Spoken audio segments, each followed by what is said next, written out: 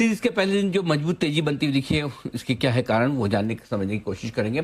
कच्चा तेल $85 के आसपास अब हो चुका है, तो इसका कितना असर पड़ेगा, कमजोर विक्स और मजबूत रुपए से क्या कुछ फायदा मिलेगा हमें, ये भी जानने समझने की कोशिश करेंगे।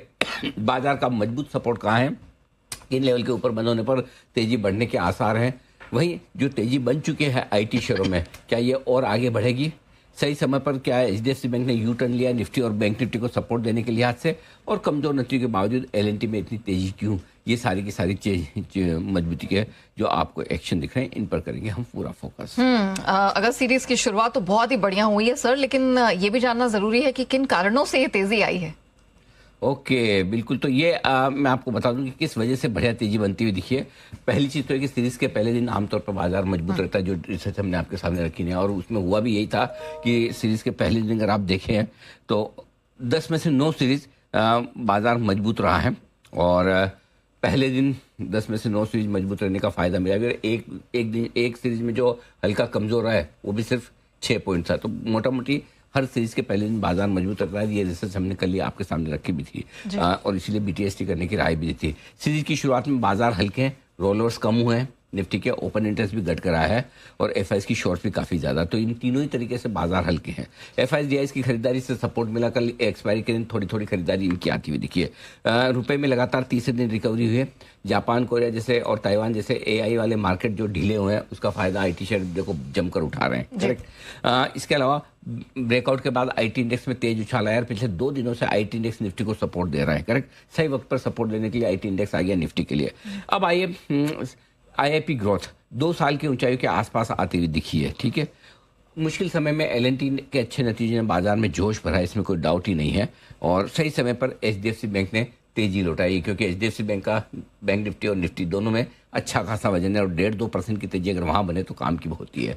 और इसके अलावा रिजल्ट के दूसरे दिन कुछ इंटरेस्टिंग शेयर हैं जिन्होंने बड़ा कमाल किया है, और उससे भी ओवरऑल ब्रॉडर मार्केट का मिड कैप स्मॉल कैप शेयरों का सेंटीमेंट काफी सुधरता हुआ दिखा है। तो ये सारे के सारे कारण हैं जिसकी वजह से तेजी बनी है। लेकिन आइए एशियन सर, आपने ये तो बता दिया कि कौन कौन से फैक्टर्स है जो तेजी में कंट्रीब्यूट कर रहे हैं, बट व्हाट नेक्स्ट, अब अहम लेवल्स कौन से हैं? 24,050 24,135 बचे हुए समय के लिए मजबूत सपोर्ट का काम करेगा, आसानी से टूटेगा नहीं, इस रेंज में आते ही खरीदारी आएगी भी, और 56,750 56,925 बैंक निफ्टी पर आपके लिए सपोर्ट का काम करेगा नहीं, तो इस रेंज में आने पर खरीदारी आएगी।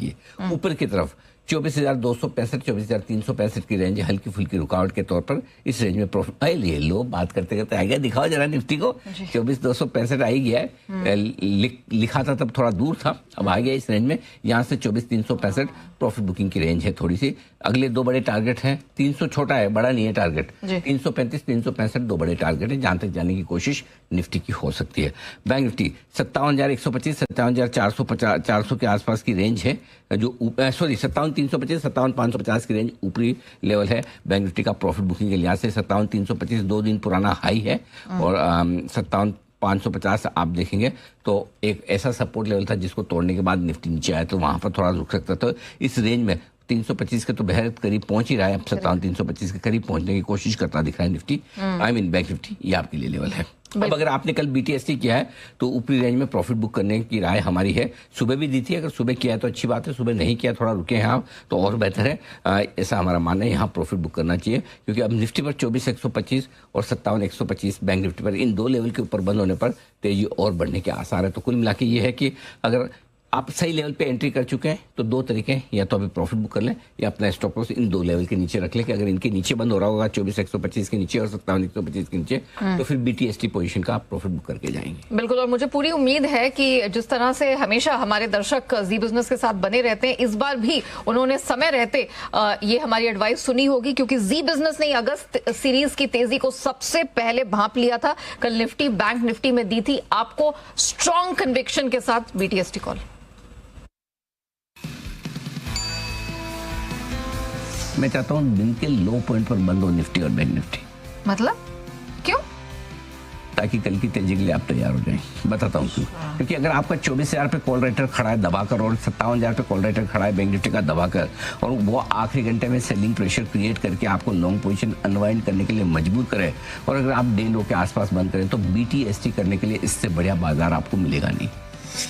तो मैं आपसे स्टॉक्स के बारे में बात करूंगी, लेकिन अब लीडरशिप की कमान कहाँ आएगी? क्योंकि कहीं ना कहीं बैंक निफ्टी हमने देखा था HDFC बैंक की वजह से फंसा हुआ था। Correct. लेकिन अब वो भी प्रॉब्लम सॉल्व हो गई है, तो लीडरशिप कहाँ से आएगी? लीडरशिप देखिए अक्रॉस सेक्टर्स आपको मिल रही है, आईटी से मिल रही है, आपको एफएमसीजी में आज रिकवरी आ गई, ठीक है, फिर आपका बैंक रिकवर करते हुए दिख रहा है। तो ऐसा नहीं कि कहीं एक जगह आपकी प्रॉब्लम है, रिकवरी आपको ब्रॉड बेस मिल रही है और वो एक अच्छी बात है। तो मतलब मेरा पॉइंट ये कि जो बड़े सेक्टर जहाँ से सपोर्ट चाहिए, बैंक आपका बड़ा सेक्टर सपोर्ट दे रहा है, एफएमसीजी आज लीवर रिकवर हो गया, वहां से सपोर्ट आ रहा है, तीसरा आपका आईटी लगातार चौथे पांचवें दिन आज सपोर्ट दे रहा है, और आज 5वां दिन है तेजी आईटी का। करेक्ट। तो सब सपोर्ट तो है आराम से, इसी वजह से तो आप इतना ऊपर दिख रहे हैं। ट्रेडिंग रेंज के लोअर एंड से हायर एंड आने पर 3 दिन लगाए खाली आपने, ये बढ़िया संकेत आपके लिए। जी ओके, आई सर, आज for a change Dow futures सुस्त है, लेकिन ज्यादा गिरावट नहीं है, सिर्फ 3 पॉइंट्स की कमजोरी दिख रही है। इसके विपरीत हम देख रहे हैं कि नास्डैक फ्यूचर्स में 54-55 अंकों की स्ट्रेंथ दिख रही है। ये दोनों इंडिसेस भी 2 विपरीत दिशा में आजकल जाते हुए दिखाई दे रहे हैं। यूरोप के मार्केट्स में नजर डालें तो यहाँ पर मिला जुला सा रुझान है, ठंडा सा ही कारोबार दिख रहा है। इनफैक्ट कच्चा तेल अभी जो अक्टूबर कॉन्ट्रैक्ट है वो हम देख रहे हैं कि $85 के आसपास ही है, वो इर्द गिर्द ही घूमता हुआ नजर आ रहा है। ये आपके सामने सितंबर कॉन्ट्रैक्ट है जो कि $87 है, ये 31 जुलाई को एक्सपायर हो जाएगा। तो अब आप जो एक्टिव कॉन्ट्रैक्ट है जो कि $85 के करीब है ब्रेंट क्रूड का, उसको फॉलो करिए। रुपया लगातार तीसरे दिन स्ट्रेंथ में है, 3 हफ्ते की ऊंचाई पर है, फिलहाल 21 पैसे की मजबूती है, $1 की कीमत $95.64 के पास। तो ये आपके लिए सारे जो संकेत है वो तो ठीक है नेहा जी, कहीं कोई ऐसी समस्या वाली तो नहीं है, बढ़िया ही है। डाउ नेस्डैक फ्यूचर्स फ्लैट हैं, कच्चा तेल वहीं का वहीं है, तो ग्लोबल संकेत आपके एकदम सुस्ती वाले हैं। आज जो कुछ हम ट्रेड कर रहे हैं हमारे लोकल संकेतों पर ही कर रहे हैं, तो जिसमें आपके रुपए की मजबूती, विक्स की गिरावट, क्रूड की स्टेबिलिटी, ग्लोबल मार्केट्स की स्टेबिलिटी, आईटी का मजबूत होना एआई ट्रेड की वजह से, फिर आपका बैंक्स में एक अच्छी रिकवरी, ये सारे के सारे ट्रिगर्स हैं जो बाजार को मजबूत रखे हुए हैं। तो सिंपल सी चीज हमें क्या करना है, हमें करना है कि 24,365 24,365 की रेंज है, 100 पॉइंट की रेंज प्रॉफिट बुकिंग रेंज है, यहाँ हम फ्रेश खरीदारी नहीं करेंगे। अच्छा, फ्रेश खरीदारी यहाँ नहीं करेंगे, ठीक है। हम प्रॉफिट बुक करने की राय देंगे, चाहे यहाँ करें या 3:30 तक इंतजार कर ले, 3:20 तक अगर 335 और 365 मिल जाए तो कहना ही क्या। लेकिन शॉर्ट करेंगे यहाँ पे? शॉर्ट करने का 3:20 पे डिसाइड करेंगे। अच्छा, ठीक है, अभी नहीं, 3:20 पे डिसाइड करेंगे। हाँ, अगर कच्चा तेल $2-1 यहाँ से बढ़ जाए, $87-88 पे आ जाए, तो यहाँ पे शॉर्ट भी कर सकते हैं, ठीक है। $2-3 की, अब क्या है, इस लेवल पे आप कच्चे तेल की $2-3 की कमजोरी बर्दाश्त नहीं करेंगे, इन सेंस कि उसकी वजह से 100-150 पॉइंट आपका फिर नीचे घटकर 24,125 आ भी सकता है वापस। अच्छा, तो इसलिए अगर कच्चा तेल जरा भी मजबूत होने की कोशिश करे तो वहां पर आपको बेचने में हर्ज नहीं है। तो पहली चीज, इस 100 पॉइंट की रेंज में प्रॉफिट बुक करना है। ओके। दूसरी चीज, अगर नीचे आए तो फिर हम खरीदारी करने का वापस से सोचेंगे। बैंक निफ्टी में लेकिन अभी भी थोड़ा सा जगह बाकी है, 57,325 57,550 की रेंज हमने दी है। हम 57,550 के आसपास ज्यादा कंफर्टेबल है प्रॉफिट बुक करने के लिहाज से, अगर मिल जाए मौका तो अच्छी बात है, तो थोड़ा सा वेट करते हैं। क्यों, अभी समझिए। आज डेटा कौन सा इंपॉर्टेंट है? पहली चीज तो है क्लियर है कि आज 24,200 के नीचे की क्लोजिंग मिलने की संभावना काफी कम है निफ्टी में, क्योंकि यहाँ से अब ज्यादा 70 पॉइंट से ज्यादा की रिस्क नहीं है। समझिए क्यों। 24,200 के पुट पर 1,50,00,000 शेयर है, 24,200 के कॉल पर 1,02,00,000 शेयर है, यानी कि आप देखिए 1.5 करोड़ शेयर है 24,200 के पुट पर, 1 करोड़ शेयर है कॉल्स में, और आप उसके ऊपर ट्रेड कर रहे हैं। तो एक चीज पक्की, क्लोजिंग तो 24,200 के ऊपर ही होगी। वंडरफुल, तो ये अच्छी बात है, ठीक है। और ज्यादा कॉल राइटिंग है नहीं, क्योंकि आज ही सीरीज की शुरुआत हुई है। तो आसानी से आपके पास 24,335 365 जाने का रास्ता है। इसलिए अगर आपको प्रॉफिट बुकिंग करना भी है तो आराम से करिए, हड़बड़ी और जल्दबाजी मत कीजिए।